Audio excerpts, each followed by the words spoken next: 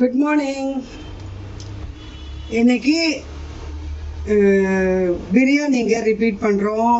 என்னன்னு தெரியல, முந்தா நேற்றுக்கு நல்லா காரசாரமாக ஒரு பிரியாணி பண்ணேன் இல்லையா, கொஞ்சமாக ரைஸ் போட்டு நிறைய சிக்கன் அண்ட் மசாலாஸ் போட்டு அது ரொம்ப பிடிச்சி போச்சு. ஸோ திருப்பி எங்கள் வீட்டில் திருப்பி பிரியாணி பண்ண சொன்னாங்க. ஸோ அதே மாதிரி கொஞ்சம் நிறைய பண்ணலான் இருக்கேன். ஸோ எல்லாருக்கும் கோல்டு வேறு பிடிச்சிருக்கு. ஸோ ஏதோ காரசாரமாக சாப்பிட்ணும் போல் இருக்குங்க. ஸோ ஒரே ஒரு வெஜிடபிள் ஜஸ்ட்டு கொஞ்சோண்டு தாங்க, ஐ மீன் 2 காய் இருந்தது, பட் அவ்வளோதான் வந்தது. பீர்க்கங்காய் தோலை உரிச்சிட்டு அதை கட் பண்ணியிருக்கேன். அதை வதக்கிடுவேன், ஒரு பொரியல் மாதிரி பண்ணிவிடுவேன். இப்போது சிக்கன் பிரியாணி பண்ணுறதுக்கு 3/4 கிலோ சிக்கன் பிரியாணி பீசஸ் தோலோடு வாங்கி க்ளீன் பண்ணி உப்பு, மிளகாய்த்தூள், மஞ்சள் தூள், தயிர் எல்லாத்தையும் போட்டு நல்லா பிசைஞ்சு ஒரு கிட்டத்தட்ட 1 ஹவராக இது ஊறின்னு இருக்குங்க. அதுக்கு 1/2 கிலோ ரைஸ் அப்படியே 1/2 கிலோ பேக்கெட் அப்படியே போட்டுட்டு நல்லா வாஷ் பண்ணி வச்சுட்டேங்க. ஊறவும் வச்சுட்டேன். அப்புறமா அதுக்கு இஞ்சி பூண்டு விழுது அரைச்சி வச்சுருக்கேன். கொத்தமல்லி, புதினா வாஷ் பண்ணிவிட்டு வச்சுருக்கேன், தண்ணி வடியட்டோன்னு. தக்காளி, வெங்காயம், பச்சை மிளகா, ஒரு லெமன் வச்சுருக்கேங்க.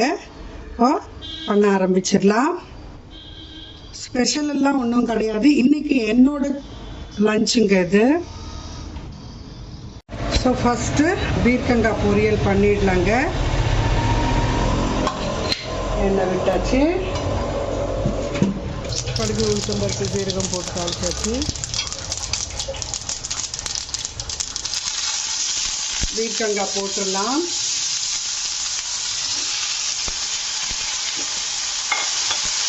அப்படியே மூடி வச்சிடுறேன். அதில் உப்பு, மஞ்சள் தூள் போட்டுடலாம். சூடு கழிக்கிற காய் தானே, அதனால் பீர்க்கங்காய் பண்ணுறேங்க. சிக்கன் ஆல்ரெடி சூடு.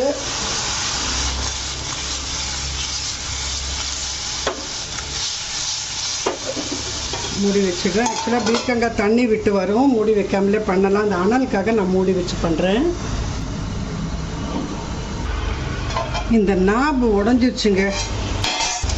பீர்க்கங்காய் பாருங்கள், தண்ணி விட்டு வந்திருக்கு. கொஞ்சம் ஃப்ளேம் சேர்த்திக்கிறேன்.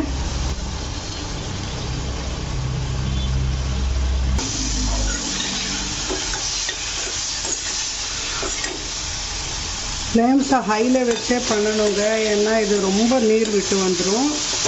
இதில் வெறும் மிளகாய் தூள் தான் போட போகிறேன். இதில் நம்ம அந்த வேர்க்கடலை பொடி போட்டால் நல்லாயிருக்கும். தேவையில்லைங்க, இன்றைக்கி நம்ம சும்மா ரொம்ப லைட் தான். நம்மளோட இன்றைக்கி மெயின் டிஷ்ஷு பிரியாணி. அதுதான் இப்போ இன்றைக்கி இன்ட்ரெஸ்ட்டு நம்ம வீட்டில். அவங்களுக்கு சும்மா கொஞ்சம் அவங்க 2 பேருக்கும் அவ்வளோதாங்க. நான் வந்துட்டு பெருசாக சாப்பிட மாட்டேன், போர் அடிக்குது. காயின்னா கூட செய்கிறேன். வதங்கிட்டு பீர்க்கங்காய் கொஞ்சமாக மிளகாய் தூள் போட்டுட்டு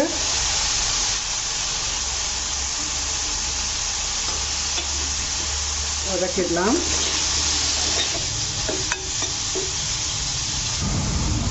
இப்போ அவ்வளோதாங்க, பீர்க்கங்காய் ஆஃப் பண்ணிடலாம். இப்போ நம்ம பிரியாணி பார்த்துக்கலாம். மூடி வச்சிடுறேன்.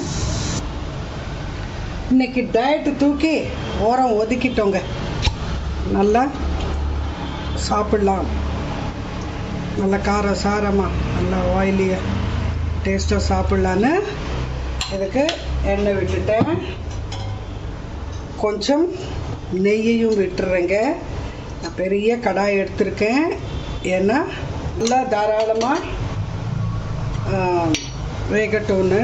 பிரியாணி சாரிங்க, கிளிப்பு மிஸ் ஆச்சு. இதில் பட்டை, லவங்கம், ஏலக்காய், கிராம்பு, மராட்டி மொக்கு, ஒரு பிரியாணி இலையும் போட்டுட்டு வெங்காயமும் போட்டுட்டு வதக்கிக்கிறேங்க. இப்போது ஆனியன் லைட்டர் ப்ரௌன் ஷேடுக்கு வந்துட்டு இப்போ இதில் கொத்தமல்லி, புதினா 2த்தையும் மெலிசாக கட் பண்ணி போட்டுடலாம்.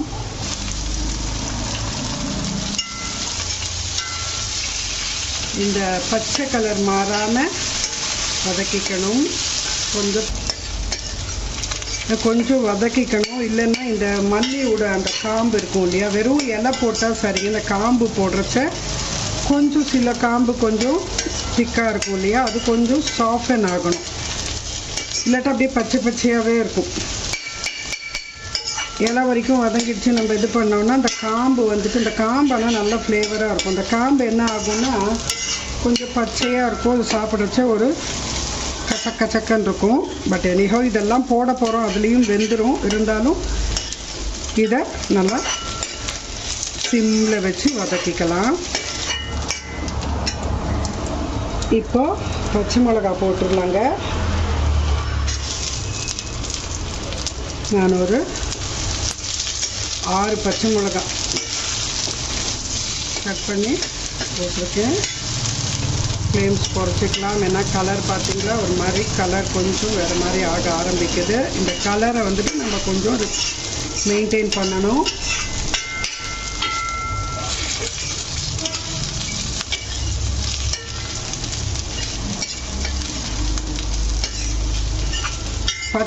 பச்சை மிளகாவையும் போட்டுட்டு கொஞ்சம் வதக்கணுங்க.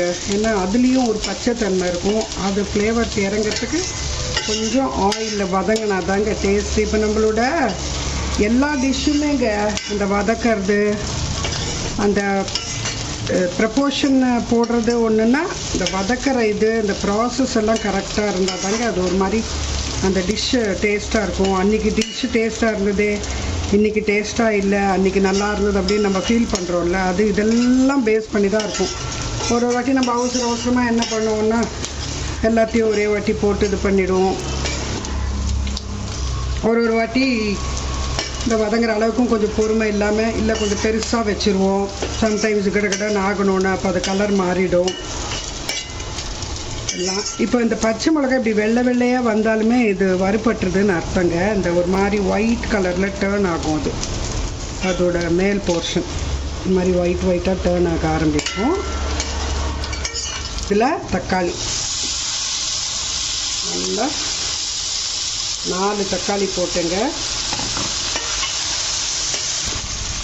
இதில் கொஞ்சம் உப்பு போட்டுருவாங்க. நான் ஆல்ரெடி சிக்கனில் உப்பு போட்டு தான் மேரினேட் பண்ணியிருக்கேன். ஆனால் அதுவுமே ஃபுல்லாக பத்தாது. நான் கொஞ்சம் குறைச்சலாக தான் போட்டு மேரினேட் பண்ணேன். ஏன்னா பீஸ் அப்புறமா உப்பாயிட போகுது. இப்போ கொஞ்சமாக உப்பு போட்டுட்டு வதக்கிட்டு நம்ம மூடி வச்சிடலாம். கொஞ்சம் உப்பு போட்டால் கொஞ்சம் தக்காளி கொஞ்சம் சீக்கிரமாக வதங்கும். ஃப்ளேம்ஸை குறைச்சி வச்சுக்கலாம். ஏன்னா இந்த தக்காளி நல்லா ஜூஸியாக வதங்கி வரட்டும். ஜூஸியாக வருதான்னு பார்க்கலாம். நான் சம்டைம்ஸ் நம்ம ஜூஸியாக நினைப்போம், அது ஒரு வாட்டி ரொம்ப ட்ரையாக ஆகும். பார்க்கலாம்.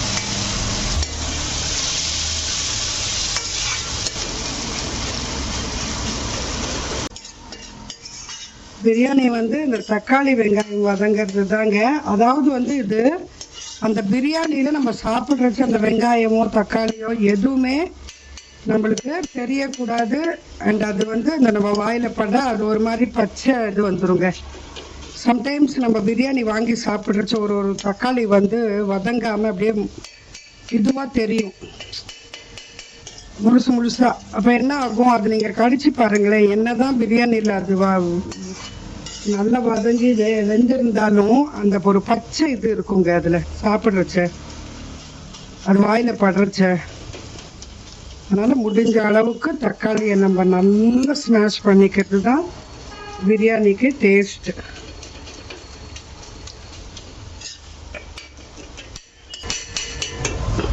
இப்போ நம்ம இதில் இஞ்சி பூண்டு விழுது போட்டுடலாம். அதுவும் சேர்ந்து இன்னும் நல்லா கலந்து வந்துடும். ஏன்னா இதுலேயும் மாய்ஸ்சர் இருக்குல்ல, இதுவும் வதங்கணும்ல. ஃப்ளேம்ஸு சிம்லேயே வச்சுக்கோங்க. இதையும் போட்டு பாருங்கள் எவ்வளோ கொஞ்சமாக ஆயிடுச்சு இந்த மசாலா. அப்படி வந்து ரொம்ப கம்மியாகிடணுங்க.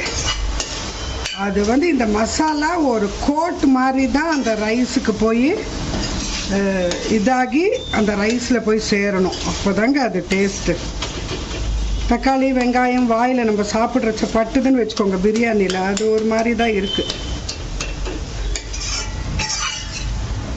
நல்லா வதங்கிட்டு தொக்கு மாதிரி வந்தாச்சு. இப்போ இந்த மேரினேட் பண்ண சிக்கனை இதில் போட்டுறேன்.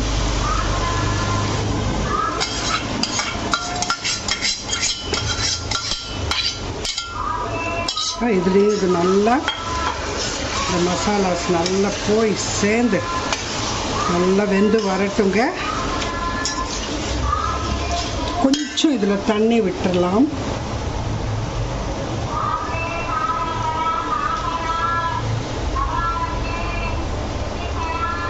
தண்ணி விட்டு ஊற்றியாச்சு. எல்லாத்தையும் இந்த மசாலாஸ் எல்லாம் எடுத்து போட்டாச்சு. நான் கொஞ்சம் ஃப்ளேம்ஸ் ஏற்றிட்டு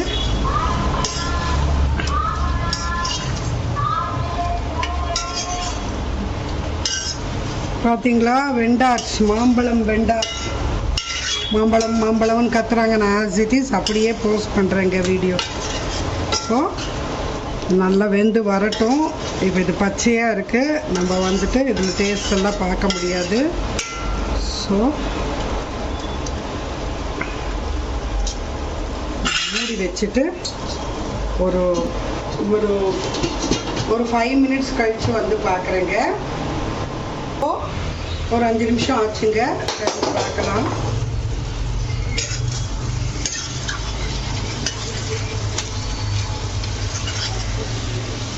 ஆக்சுவலாக பிரியாணிங்க, இன்றைக்கி பிரியாணி நாளைக்கு சாப்பிட்டா தாங்க சூப்பராக இருக்கும். மீன் குழம்புன்னு மட்டும் இல்லை, ஏன்னா எப்பாவது மிச்சம் ஆச்சுன்னா நம்ம என்ன பண்ணுறோம், எடுத்து வச்சுட்டு அதை நம்ம அடுத்த நாளைக்கு சூடு பண்ணி சாப்பிடுவோமா, மனசு வரமாட்டேங்குது அதை போட்டுறதுக்கு. தண்ணி ஊற்றி நம்ம வேக வைக்கிறச்ச இப்போ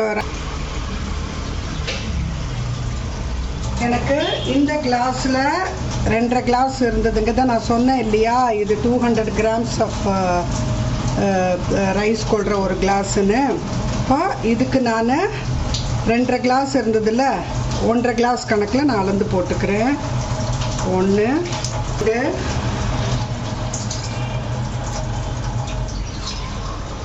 2 கிளாஸுக்கு 2 கிளாஸுக்கு 1.5 கணக்கில் 3. இப்போ அரை கிளாஸுக்கு நம்ம 1.5 கணக்கில் 3.25 கிளாஸ். 2.5 + 1.25 3.25. நீங்கள் 4 ஊற்றினா கூட ஒன்றும் பிரச்சனை இல்லைங்க, ஒன்றும் ஆகிடாது. அதுக்கும் மேலே ஊற்றினா தான் உங்களுக்கு பஜ்ஜி ஆகிடும். மூடி வச்சுட்டு பாயில் ஆகட்டும். ஒரு 3 மினிட்ஸ் கழிச்சுட்டு நல்லா இது பாருங்கள் பாயில் ஆகிட்டு இருக்குது. ரைஸை போட்டுடலாம்.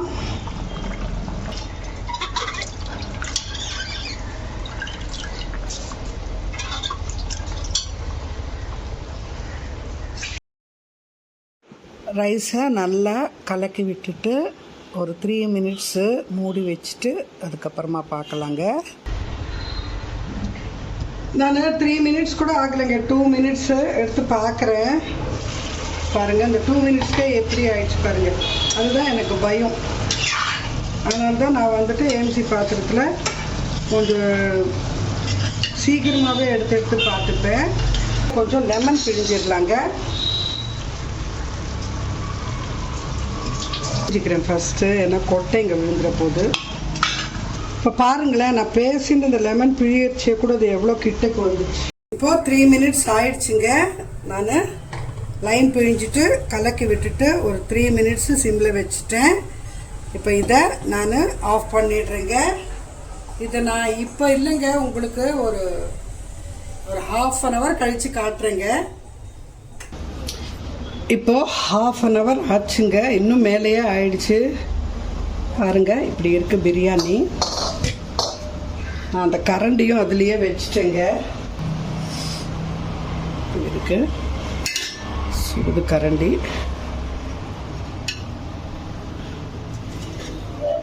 பாருங்க,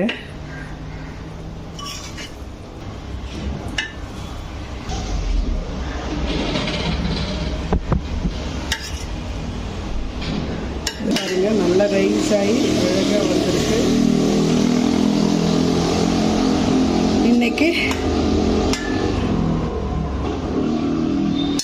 இன்னைக்கு பிரியாணி ஒரு பிடிங்க. இது ஒரு பொரியலுங்க, பெருசாக ஒன்றும் கிராண்டாக இல்லை இன்னைக்கு. இதுவே கிராண்டு தானுங்க, பிரியாணியே கிராண்டு தானே நமக்கெல்லாம். ஸோ பிரியாணி, சிக்கன் பிரியாணி கொஞ்சம் நிறைய மசாலாஸ் போட்டு அண்ட் இந்த பீர்க்கங்காய் பொரியல் ஜஸ்ட் கொஞ்சம் வச்சுட்டு காய் சாப்பிட்ணுங்கிறதுக்காக. ஸோ நான் ஸ்பெஷலாக பண்ணலை, பட் இன்றைக்கி என்னோடய லஞ்ச் ப்ரிப்பரேஷன் உங்களுக்கு காட்டிண்டேங்க.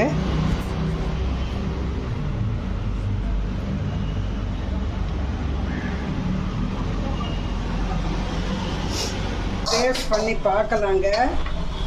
இன்னும் கொஞ்சம் நேரம் ஆச்சு. நல்லா இன்னும் அந்த ஃப்ளேவர்ஸ் எல்லாம் நல்லா இறங்கி இருக்கும். நான் கொஞ்சமாக உங்களுக்கு டேஸ்ட்டுக்கு மட்டும் சாப்பிட்டு காட்டுறேங்க.